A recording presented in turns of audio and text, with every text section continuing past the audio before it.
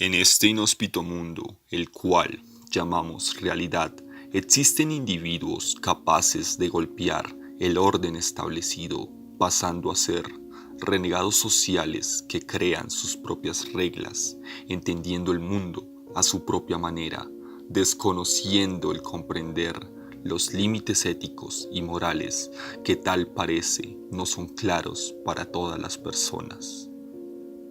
El día de hoy quiero darles a conocer a ustedes, querida comunidad que disfruta el misterio y la investigación, los sucesos que se llevaron a cabo cuando alguien perpetró varios asesinatos infantiles en la comunidad de Rochester, en Nueva York.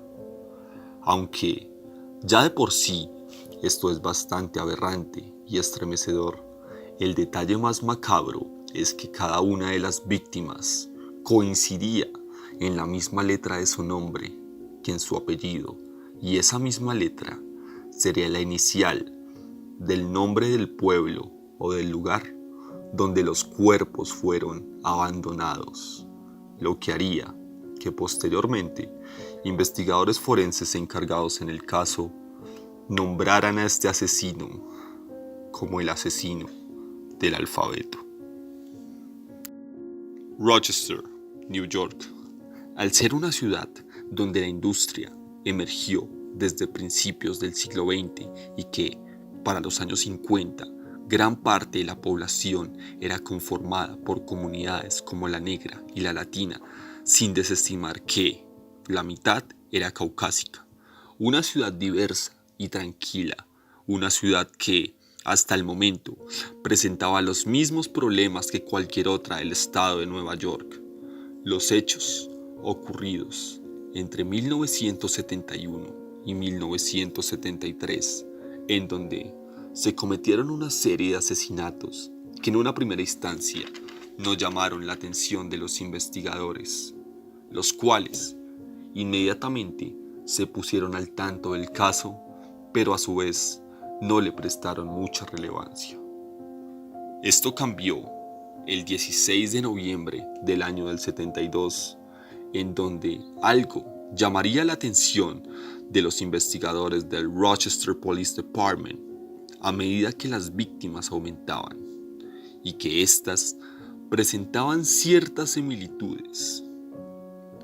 Eran de sexo femenino, se encontraban en las edades de 10 y 11 años, y más aún que la primera letra de las víctimas coincidía con la letra de su apellido, es decir, la letra del nombre y el apellido coincidían misteriosamente, algo que en una primera instancia podría ser coincidencia, pero que a partir de la segunda y tercera víctima pasó a ser la manera en el cual los medios apodarían a este sujeto como el asesino del alfabeto.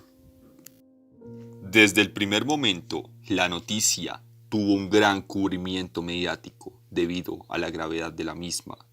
Contrariamente, solo después del asesinato de la tercera víctima, los investigadores se dieron trabajo de realizar un retrato hablado para facilitar la captura de él o de los culpables de tan aberrante crimen, al igual que se decidió abrir una línea exclusivamente para la denuncia del criminal, en donde a su vez se ofrecía una jugosa recompensa para dar con el paradero de los potenciales homicidas. Sin embargo, estos intentos no conducirían a nada, y más que traer pistas, traerían más dudas a un crimen que de por sí era poco esclarecedor. El departamento de Rochester se dio a la labor de investigar e interrogar a más de 800 potenciales sospechosos, pero, lamentablemente, no hubo resultados que pudieran contribuir a la búsqueda. Algo que llamó la atención de los investigadores es que en las víctimas habían algunas similaridades, como por ejemplo, pertenecer a una familia católica de clase baja, tener pocos amigos e incluso haber sido víctimas de bullying en los meses pasados al crimen. También las víctimas contaban con un historial de bajas calificaciones en la escuela. Todos estos detalles definitivamente no podían ser coincidencia, empezando por los asesinatos. Se presume que el asesino o los asesinos trabajaban o conocían el lugar, o por lo menos tenían un conocimiento de las diferentes prácticas sociales llevadas a cabo dentro de la escuela, para así, de alguna manera, poder ganarse la confianza de cada una de las víctimas y así consumar su macabro crimen. Carmen Cullen. Noviembre 16, 4:20 p.m. del año de 1971. Carmen Cullen, de tan solo 10 años, de ascendencia puertorriqueña, desaparece en el camino de vuelta a casa de la escuela en Rochester, New York. Según algunos testigos oculares, la niña se dirigió hacia una farmacia ubicada en West Street, en donde pediría la prescripción médica para su abuela. Según dicen, posteriormente la vieron subirse a un auto que estaba estacionado cerca a la farmacia, aunque, según se informó, el dueño de la tienda, Carmen, tuvo que abandonar el lugar antes de que la prescripción estuviera lista. Carmen dejó la tienda antes de que se le entregase la prescripción, diciendo las palabras "I gotta go, I gotta go". Me tengo que ir, me tengo que ir. Así lo afirmaría el dueño de la farmacia, Jack Corbin, que después sería interrogado por los policías de Rochester. Sobre las 7:50 de la noche, ya se habría reportado como desaparecida en el departamento de policía.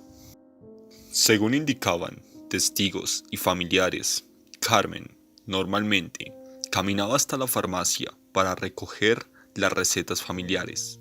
Había estado acompañada de su abuelo Félix en la gran mayoría de las ocasiones, aunque en la fecha de su desaparición, Cullen había suplicado a sus abuelos que le permitieran caminar a la farmacia sin compañía. Alrededor de una hora más tarde de la desaparición de Carmen, fue reportada y varios conductores y motociclistas alrededor de la Interstate 490 observaron como una niña, al parecer desnuda de la cintura para abajo, corría en reversa en medio de la autopista, intentando que algún vehículo se fijara en lo que estaba ocurriendo. Sin embargo, estos mismos testigos oculares afirmaron que un Ford de puertas traseras oscuras la capturó con su misión y este aceleró. 2 días más tarde, 2 adolescentes del condado de Rochester habrían encontrado un cuerpo parcialmente desnudo tirado en una zanja muy cerca a la Interstate 490, unas 12 millas o 16 kilómetros más exactamente de donde Cullen había sido vista por última vez. Su ropa solo sería encontrada días después en un caño cerca a la estación de servicio, en donde varios conductores de auto y motocicletas la habían visto cuando fue subida a un auto Ford Pinto. Posteriormente, una autopsia determinaría que ella había sido violada y había sufrido varias fracturas en su cráneo y en su vértebra. Al parecer, habría sido estrangulada hasta la muerte. También la autopsia mostraría que la pequeña Carmen tenía rasguños y marcas alrededor de todo su cuerpo. Dado el revuelo mediático que causó la desaparición y el posterior asesinato de la pequeña Carmen, 2 periódicos reconocidos como el Times Union and The Democrat ayudaron a publicar la recompensa ofrecida de $2,500 para cualquier información que pudiera conducir al paradero del homicida. Posteriormente, la recompensa aumentaría hasta los $6,000. Pese a que En los meses posteriores, la policía investigaría un sinnúmero de sospechosos sin ningún éxito.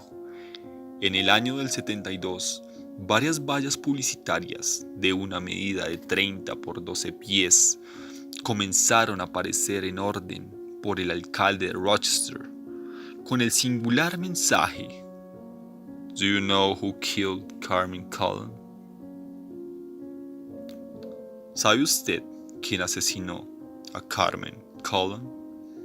A su vez, se instauró una línea privada en donde se buscaba que la ciudadanía brindara información anónima que pudiera conducir hacia el culpable o los posibles culpables. Sin embargo, pese a todo el esfuerzo para producir nuevas pistas, los resultados no arrojaron ningún fruto. Wanda Wachowicz. 7 meses después del anterior crimen, exactamente el día 2 de abril del 73, se reporta la desaparición de una niña de tan solo 11 años con el nombre de Wanda Wachowicz. Desapareció en la zona este de Rochester cuando volvía a su casa luego de ir a la tienda por algunos dulces. Según el dueño de la tienda, la niña compró lo que había ordenado y salió de la tienda alrededor de las 5:15 p.m., emprendiendo camino a través de la Conkey Avenue. A las 8 p.m., su madre la reportó oficialmente como desaparecida ante la policía de Rochester. Inmediatamente, la policía desplegó un plan de búsqueda e investigación en el que más de 15 detectives fueron desplegados a través del área limítrofe donde había desaparecido la pequeña Wanda. Pese a este gran esfuerzo, no se pudo dar con el paradero de la pequeña. Sin embargo, varios testigos oculares de la zona afirmaron haber visto a la pequeña cargando la bolsa de dulces camino a casa. Pero ninguno afirmó haber visto nada extraño que pudiera inferir en la pista para los investigadores.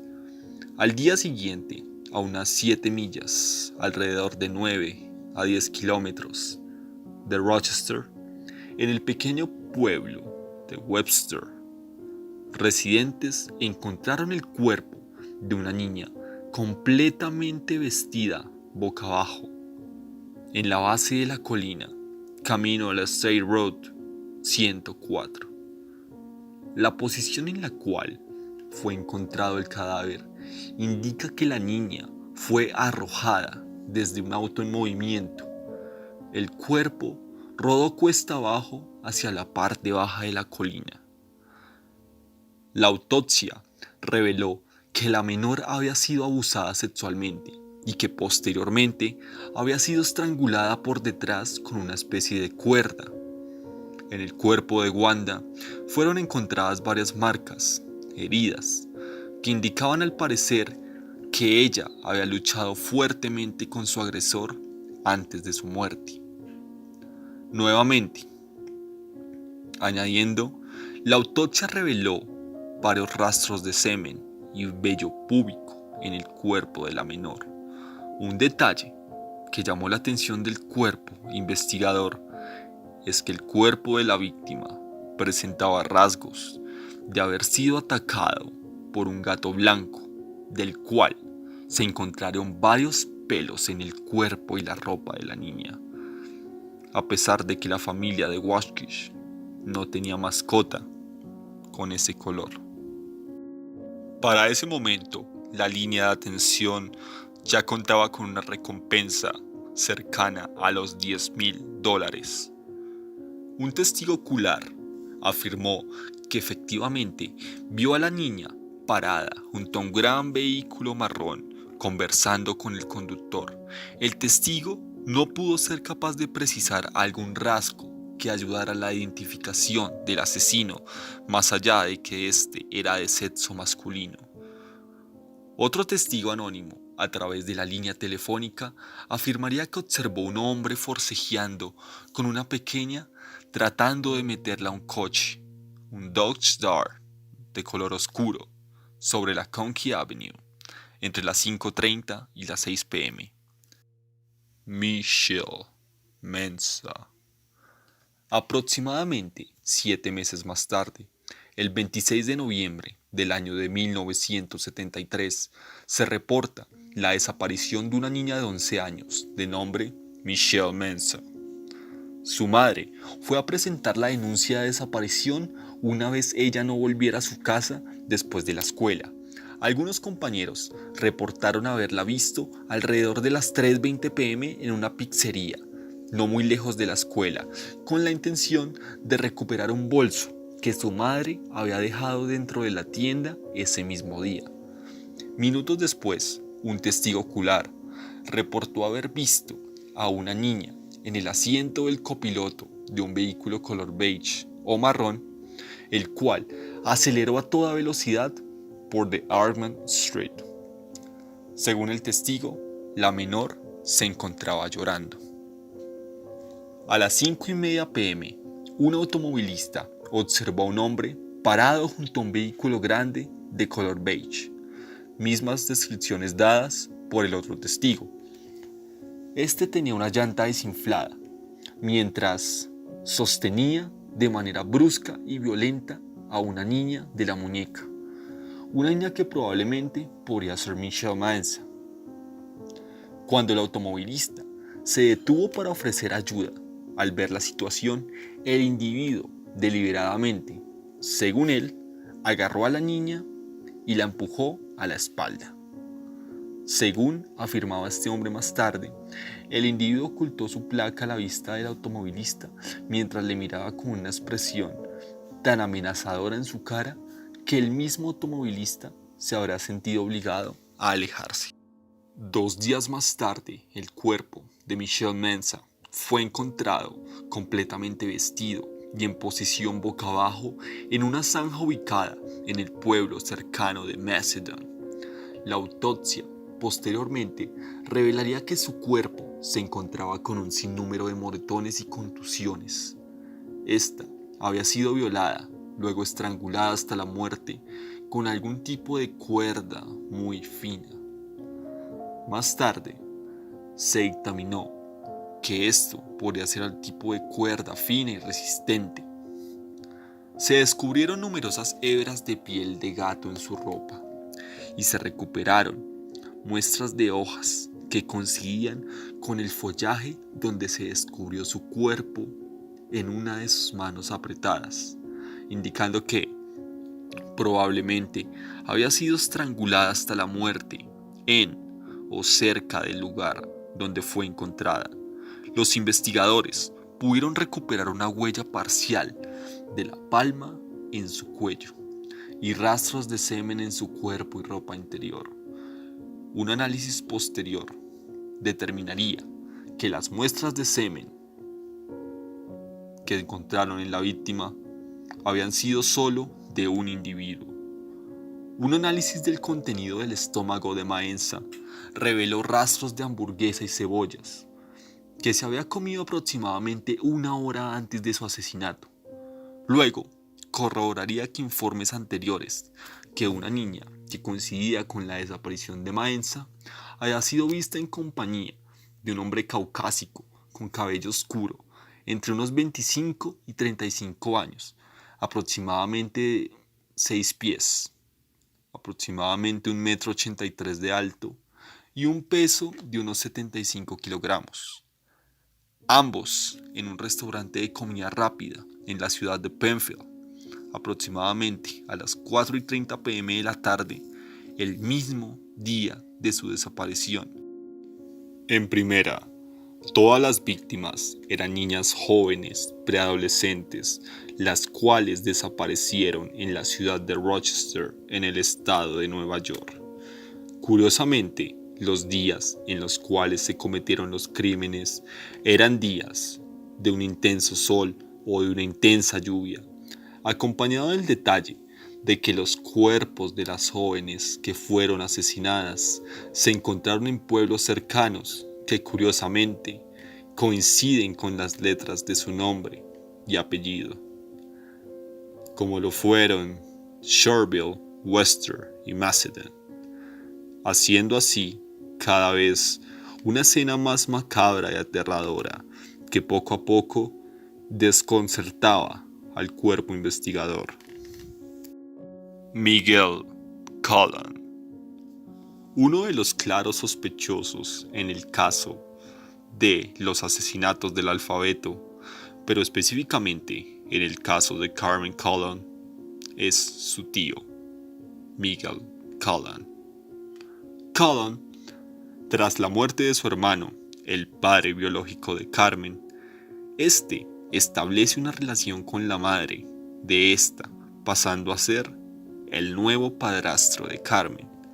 Solo semanas antes del secuestro y el asesinato de Cullen, se sabe que su tío compró un automóvil que se asemeja mucho al vehículo visto por los testigos presenciales que daba marcha atrás en la Interestatal 490, en busca de la niña. Los investigadores, que posteriormente serían guiados hasta este vehículo, descubrieron que en el interior del auto había sido lavado y limpiado con un potente detergente. Además, se encontró una muñeca que pertenecía a la menor.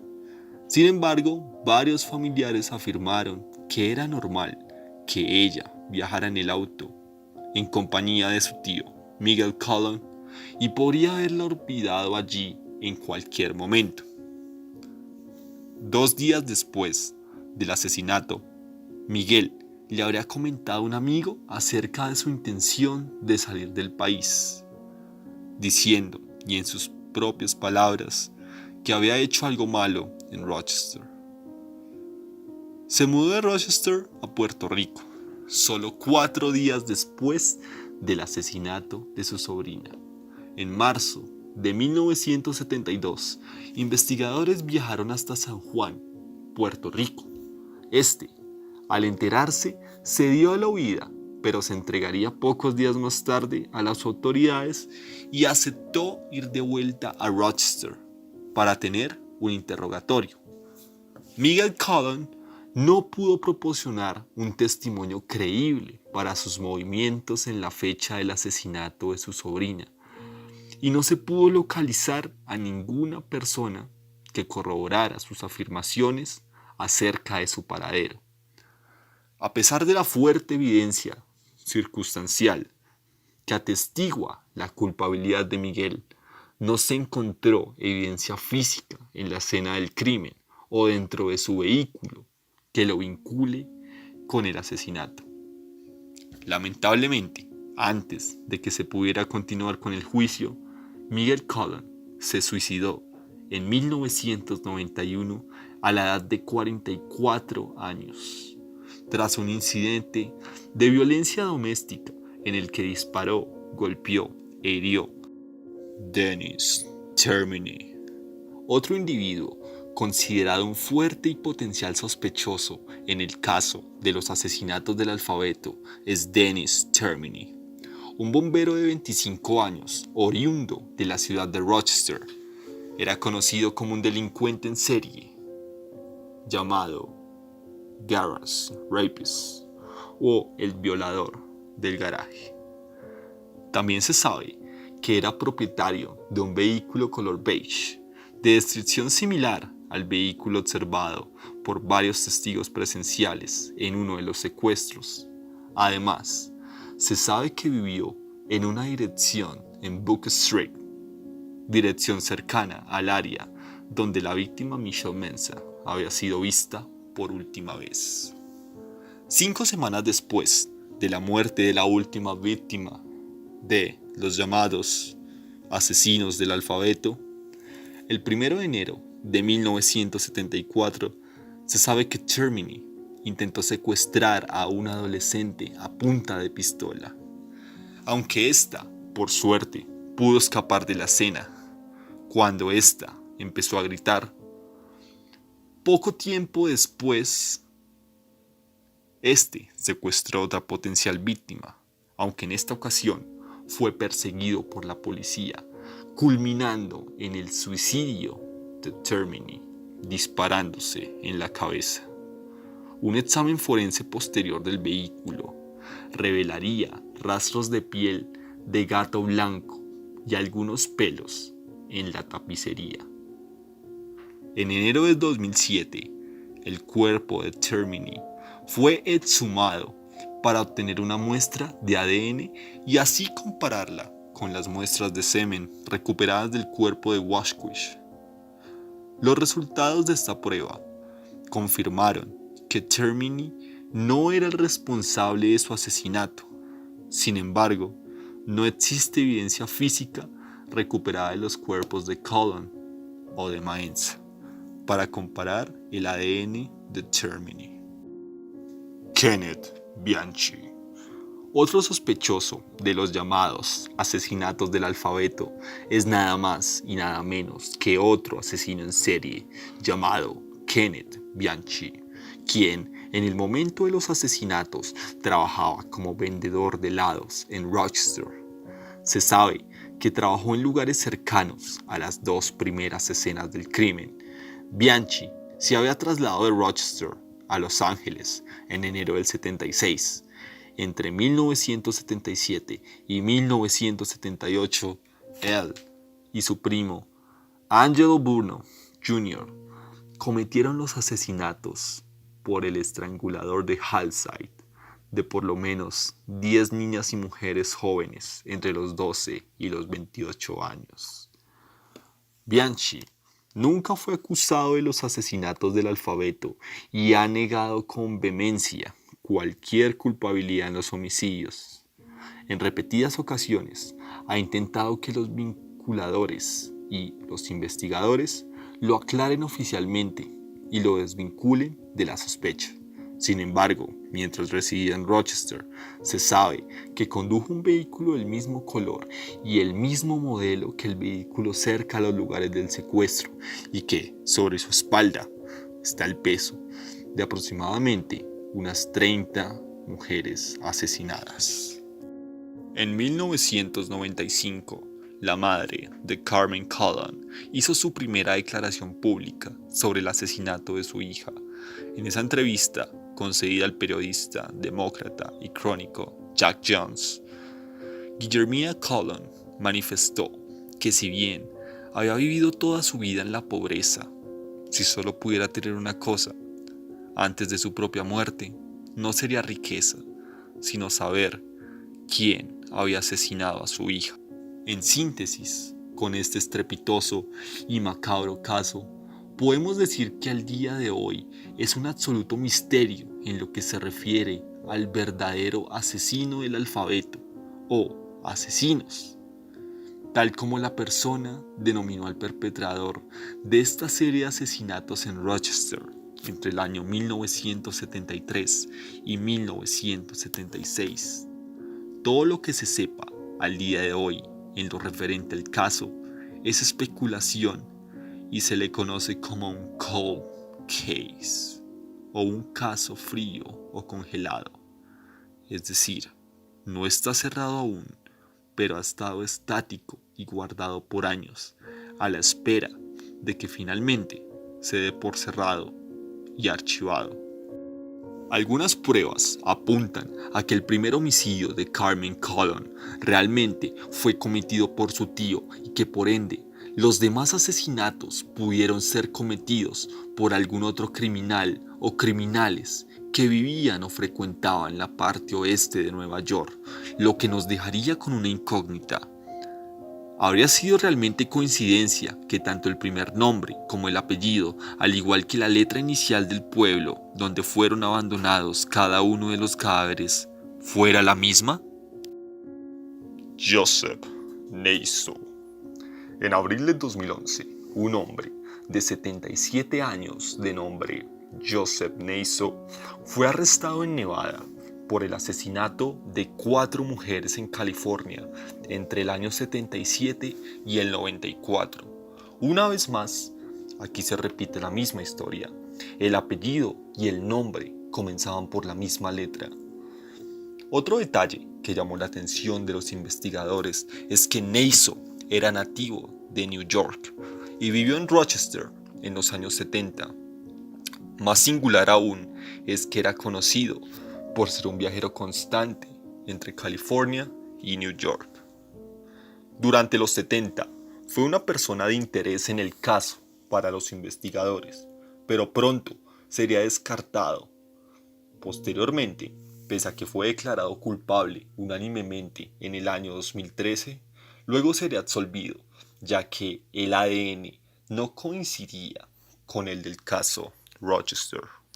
No obstante, algunos investigadores sostienen esta teoría, ya que argumentan que el modus operandi varía entre los crímenes y que, al poder descartar pruebas de ADN de posteriores sospechosos relacionados al caso, cada día se esclarece un poco más.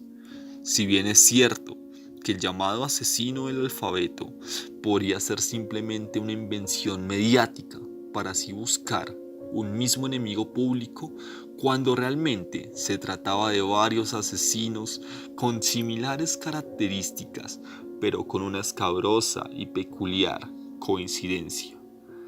Al día de hoy es un completo misterio y poco a poco se sepultan más y más las pruebas y los diferentes rastros que puedan quedar relacionados con estos crímenes. Con el paso del tiempo y la aparición de más y más crímenes que hacen que eventualmente este folder quede debajo de un montón de otros casos que, al igual que este, tampoco se han resuelto.